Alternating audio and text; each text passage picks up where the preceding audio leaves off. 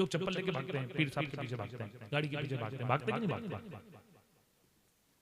بھاگتے نہیں بھاگتے؟ پیر صاحب ہاتھ باندھ کے کھڑے، پیر صاحب آتے ہیں ان کی چپل اٹھا لیتے ہیں، پیر صاحب آتے ہیں ان کے پیچھے پیچھے جاتے ہیں، پیر صاحب ہاتھ باندھ کے بیٹھے، پیر صاحب۔ اچھا یہ کیوں کرتے ہیں؟ کیوں پیر صاحب کا ادب کرتے ہیں؟ بولیے، محبت کرتے ہیں، پیر صاحب سے محبت ہے، اور ہمیں یہ یقین ہے کہ ہمارا پیر نیک ہے، پرہیزگار ہے، ہمیں جنت میں ساتھ میں لے کے جائے گا، ہے نا؟ یہی ہے نا کہ اور کوئی وجہ تو نہیں ہے نا؟ یہی ہے ہمارا پیر نیک ہے، محبت ہے ہمیں ہمارے پیر سے، جنت میں لے کے جائے گا، یہی ہے نا؟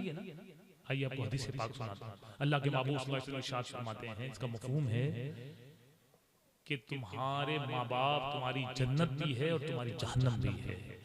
اللہ اللہ، پیر کے سامنے ہاتھ باندھ کر کھڑے رہنے والے اسلامی بھائیوں، پیر کے پیچھے بھاگنے والوں، پیر کی جوتیاں اٹھانے والوں، پیر کے ساتھ سوچ کر کے پیر مجھے جنت میں لے جائے گا، ہماری جنت تو ہماری ماں ہے، ہماری جنت تو ہمارا باپ ہے۔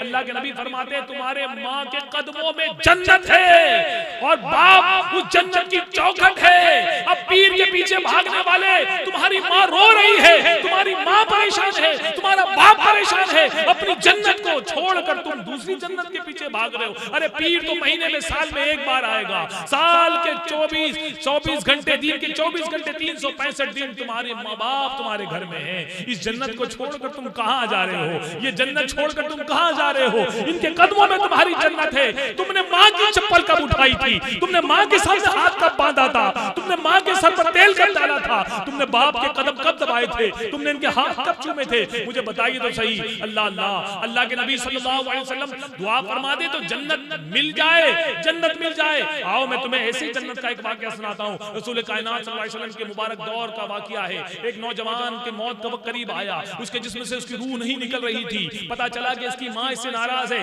اس لیے اس کے جسم سے روح نہیں نکل رہی ہے۔ اللہ کے نبی نے فرمایا اس کی ماں کو بلا کر لاؤ۔ اس کی ماں کو بلایا کہ لایا گیا، وہ بوڑھی عورت تھی۔ اللہ کے نبی نے فرمایا تیرا بیٹا موت کے قریب ہے، اس کے جسم سے روح نہیں نکل رہی ہے، تو اسے معاف کر دے، تو معاف کر دے گی اس کے جسم سے روح نکل جائے گی۔ توجہ سے سنیے گا میرے پیارے محترم اسلامی بھائیوں، معاف کر دے کون کہہ رہا ہے؟ اللہ کا نبی فرما رہا ہے معاف کر دے، اس کے جسم سے روح نکل جائے گی۔ میرے نبی نے دعا نہیں کی کہ یا اللہ تو اس کے جسم کے روح کو آسانی سے نکال دے، یہ ناراض ہے، اس کی ماں ناراض ہے، ماں سے کہا معاف کر دے، اسے معاف کر دے۔ ماں کہتی معاف نہیں کروں گی، اس لیے معاف نہیں کروں گی کہ اس نے مجھے بڑا میرا دل دکھایا ہے، اس نے مجھے بڑا ستایا ہے، اس نے مجھے بڑی تکلیف دی ہے، یہ مجھے بہت دکھ دیا کرتا تھا، اس نے مجھے بہت ستایا ہے، میں معاف نہیں کروں گی۔ میرے نبی نے فرمایا معاف کر، وہ کہتی معاف نہیں کروں گی۔ پھر میرے نبی نے ایک حکم دیا، کیا حکم دیا؟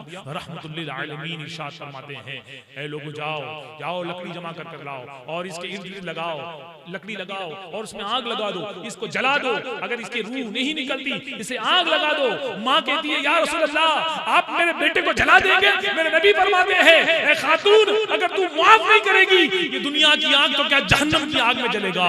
اتنا سننا تھا کہ ماں کے دل سے صدا نکلتی ہے میں نے میرے بیٹے کو معاف کر دیا، میں نے میرے بیٹے کو معاف کر دیا، اور جیسے ہی ماں نے معاف کیا اللہ نے اس کے جسم سے اس کی روح کو جدا فرما دیا۔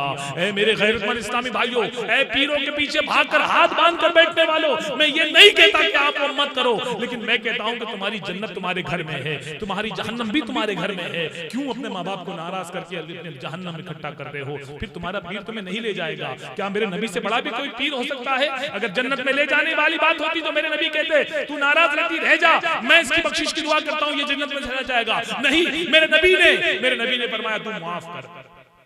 ماں کا درجہ بتایا، لوگوں کو بتایا کہ ماں کا رتبہ کیا ہوتا ہے، ماں کا مرتبہ کیا ہوتا ہے، اور جب ماں معاف کرتی ہے تو معاملہ کتنا آسان ہو جاتا ہے۔ اے جلسے میں آنے والوں، آج چھوٹے چھوٹے بچے آپ نے دیکھے، ان کی تعلیم و تربیت کیسی ہوگی؟ اگر ان بچوں کے سامنے آپ ان کی ماں کو برا کہو گے تو یہ بڑے ہو کر کیا کریں گے؟ ان کی ماں کو اگر آپ غلط باتیں کہو گے، آپ شب جملے کہو گے، ان پر کیا اثر ہوگا؟ یا ان کے سامنے آپ اپنی ماں کو کچھ کہو گے تو یہ لوگ کیا کریں گے؟ آؤ آج اس کی رات کو، آج کی رات کو ضائع مت کرو، یہاں سے اپنے سینوں میں وہ ہیرے جواہرات لے کر جاؤ، وہ چمکتے دمکتی باتیں لے جاؤ، وہ علم کے موتی لے جاؤ جو ہمارے دن کو بدل دے۔ آج اچھی اچھی نیتیں کرو۔ آپ میں سے اگر کسی نے اپنے ماں کو ناراض کیا، پیر پکڑ کر معافی مانگ لو اس سے پہلے کہ موت آ جائے، پیر پکڑ کر معافی مانگ لو اس سے پہلے کہ موت آ جائے، اس سے پہلے کہ آپ کو موت آ جائے، یا اس سے پہلے کہ ماں باپ کو موت آ جائے۔ ماں سے معافی